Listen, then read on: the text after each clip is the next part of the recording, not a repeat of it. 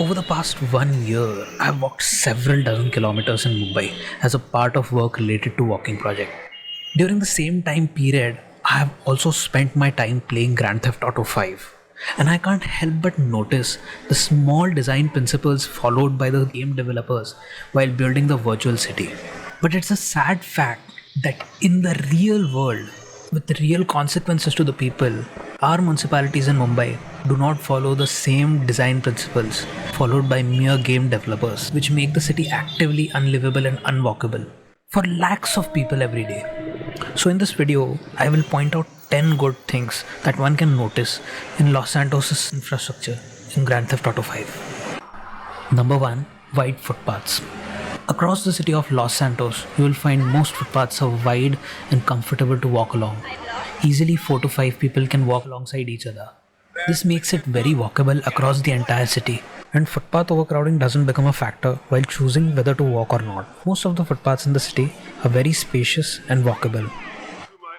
Number 2. Sloped curbs. Across the city, all of the footpath edges are well sloped to make walking onto them very simple and less taxing on your knees. If you have ever attended a community walk hosted by us, you know how much emphasis we put on sloped footpaths. Sloped edges of footpaths make it very comfortable for anyone to walk onto them and also make them wheelchair accessible, making the city that much more livable. Number 3. Placing of utilities at the edge of the footpath on the furniture zone. Across Mumbai, you will have come across many places where the furniture and utilities are placed directly in the middle of the footpath, obstructing walking on the footpath. This is a major cause of impedance across the city for walkers. Not in Los Santos.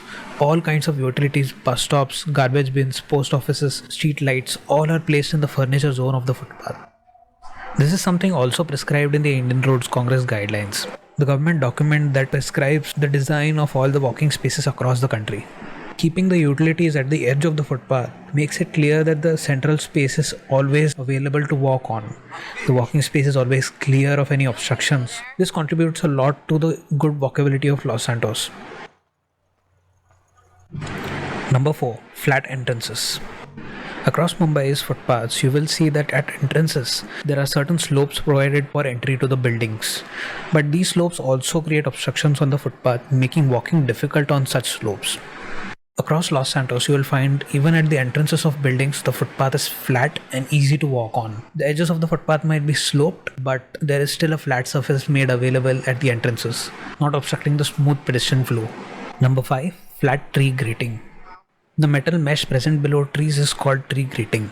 The Indian Roads Congress guidelines clearly prescribe that the grating should be flat and flush with the footpath surface.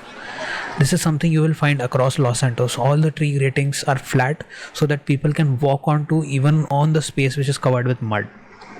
But across Mumbai you will find that lots of places have tree gratings which have raised edges which become obstructions while walking and reduce the effective walkable space on a footpath.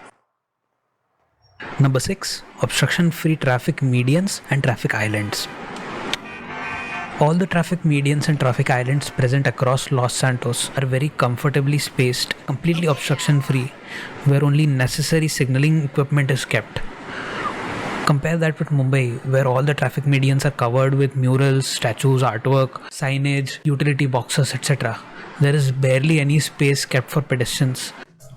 Obstruction-free islands also reduce visual chaos present on the streets and allow for a clearer view for the driver to see a pedestrian that is walking across the island. Despite the psychotic driving done by Michael and Trevor, this is still a far safer city for pedestrians as compared to Mumbai. Number 7. Red no parking line. Across Los Santos, you will find that certain footpaths have red colored edges while others do not. This red color clearly means that you cannot park over a certain space. This makes it very clear which is parking and which is no parking and reduces any kind of confusion. This also potentially makes it easier for no parking enforcement. The civic authorities can easily tow a vehicle or fine a vehicle that is placed in a no parking zone which is clearly designated by the red line.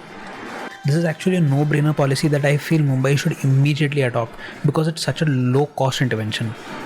This will also make it much easier to enforce it via digital means using apps. Imagine you're on a market street of Mumbai, you see an illegally parked vehicle, you immediately click a picture of the illegally parked vehicle besides the red strip line, and then an e-challan is issued to the vehicle. You immediately get a cutout of the fine. This will incentivize people to report illegally parked vehicles and reduce the illegal parking problem across Mumbai. In this clip, you can see the intersection is completely marked out as a no parking zone. So parked vehicles are not obstructing vehicle flow at the intersection. But I guess rich assholes are rich assholes in every city. Number 8. Well demarcated environment.